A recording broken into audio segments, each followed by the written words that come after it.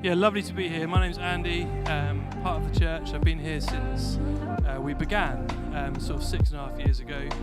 Married to Kate, have 3 kids, and yeah, love being part of the church, and great to be here with you tonight. I'm the Chair of Trustees, and normally Claire, who's our treasurer, does this bit, but she's on holiday somewhere. So I've got the privilege of talking to us a little bit about our finance, and about giving. And the job of the trustees is really to try and make sure the church is in a good place, not just now, but for us to do everything that we feel God is calling us to do. And I don't know whether you were here, anyone here on Friday night for the prayer gathering? It was incredible to see this place filled with people from across Bristol. And I was reminded that night of, there was a Bible reading in the middle of it, which was around, Lord, I've heard of your fame, I stand in awe of your deeds. Would you repeat them in our day? And when we think about Bristol, there have been so many moves of God in the past. If you've not come across them, I'd encourage you to read about Wesley, Whitfield, Muller, like many others, thousands of people turning to Jesus.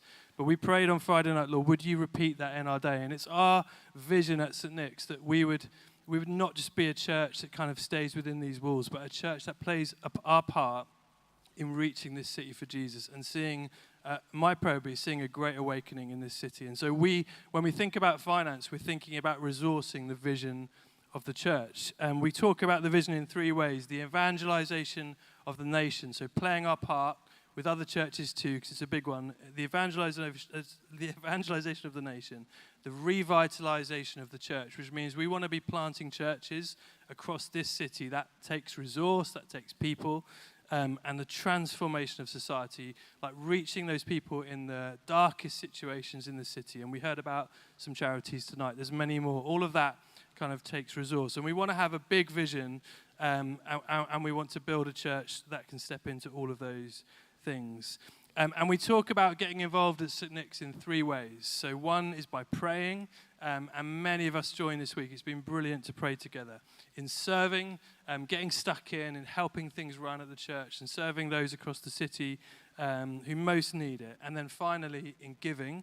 And today we're focusing a little bit on that. And so for this year in 2025, along with Toby and Matt and the staff team, as trustees, we've set a budget for the year, which effectively we hope will enable us to do all the things that God's called us to do. And so I'll share that with you in a moment. But before we do that, there's a few myths that I just wanted to kind of bust, that often when people join St. Nick's, they'll ask us, there'll be questions they'll say. The first one is, St. Nicholas is a rich church. Maybe they've heard that, I don't know, we've got some money locked away somewhere.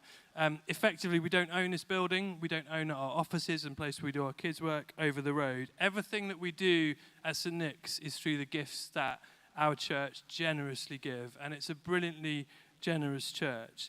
The second thing is that we're funded by the Church of England or the Diocese of Bristol. And what you'll see when I get to the exciting pie chart reveal is that we actually give money to the diocese. And yeah, they do fund our clergy, but actually, again, all of the money we raise here is what means we can do everything that we do. And then the final one, I think, is a really important one, which is that the small amount that I've got won't make any difference.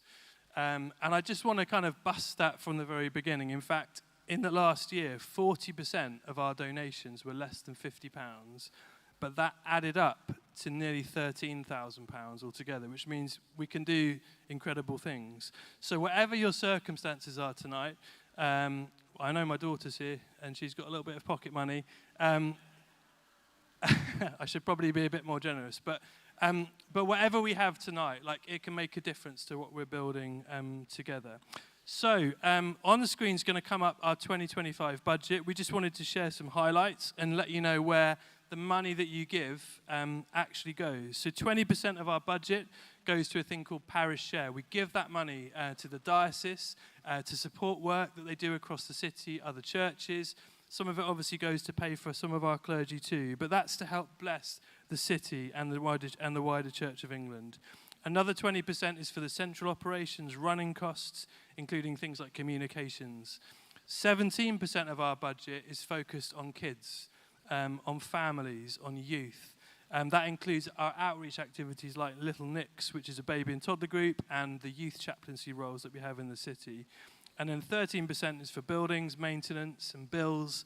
And then the final 30% covers worship, production, social action, the work we do with students, Alpha, and all the other things and gatherings that we do as well. And everything we do, like I said, is only made possible by our giving. And so the bar chart, which is my final exciting revelation, I think it tells an amazing story. If you look back from the beginning when the church was planted, you can see the growth in giving from the congregation year after year after year. And it's enabled us to grow bigger, to stretch, to step into new spaces. And so as we look at 2025, we want to come sensibly, but we want to come with faith. And so we're setting a target for our giving, which is 12% higher than what it was last year. And that's to make sure that we can continue to grow and continue to build. And we're going to try and raise that money by looking for grants and all the other things, even renting out this space in the week. We've got loads of exciting plans for that. But we're also looking to raise it through our giving. And so today, we're kind of looking to see if we can raise additional money through our giving. And it's going to come in two ways. One, if you're already giving in a monthly way, we'd love to encourage you to think about whether you may be able to just stretch that as we move forward. Monthly giving really helps us because we can plan our finances. And just as someone who gives in a monthly way, I sort of set it from my direct debit. It comes out before I spend anything else that month, and it's a really easy way for me to organise my giving. So I'd encourage you, if you're already doing that, to think about whether you could potentially stretch that, or if you're not doing that, to consider whether you could do that. Even a very small amount a month will really help. The other way we're looking to raise it is through one-off gifts. Now, in the autumn term, we raised over £25,000 through one-off giving, which was phenomenal and has helped us to do so much we're doing. And so we want to set a similar faith goal this time of looking to raise £25,000 in one-off giving as well. So we know that everyone's in all kinds of different situations, and we certainly don't want to put any pressure on anybody. But just to illustrate what a 12% increase would look like, if you're already giving, say, £10 a month, if you do the maths, 12%, £1.20 extra a month. If it was £50, 12% extra is £6, and it kind of goes on like that too.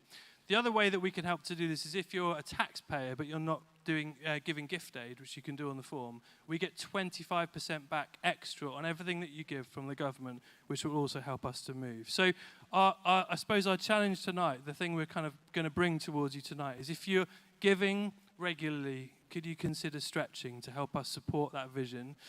If you're not giving regularly, could you consider doing that? And if none of those things are possible, which we totally understand, perhaps a one-off gift might be something you might consider giving towards the mission that we're building. I wanted just to finish with one kind of final story. I work in leadership development with school leaders, and we often tell the story of Durham Cathedral, which is an incredible building in the city of Durham, if you've ever been there. But one of the things that's amazing about it is the architect who designed it. And it would have been the same with many cathedrals around the country. Obviously could have decided just to build a simple box that everyone could gather in. But he decided to dream about something that was beautiful, that was going to be something that stood and lasted. But there was one thing he knew for sure when he started designing it. He would never live to see the cathedral built. It would take simply far too long to build it. And it's an inspiring story for me because it makes me consider actually the vision that we're chasing after. We may only play a small part in what that looks like, but actually that we want to build something that is beautiful, that reflects God's glory into this city and believe him for the turning of hundreds and thousands of people to him in this city. So I suppose as we come tonight, I'd encourage you just to consider what might your part be in playing as we build towards this budget for this year and the future that we believe God's calling us to.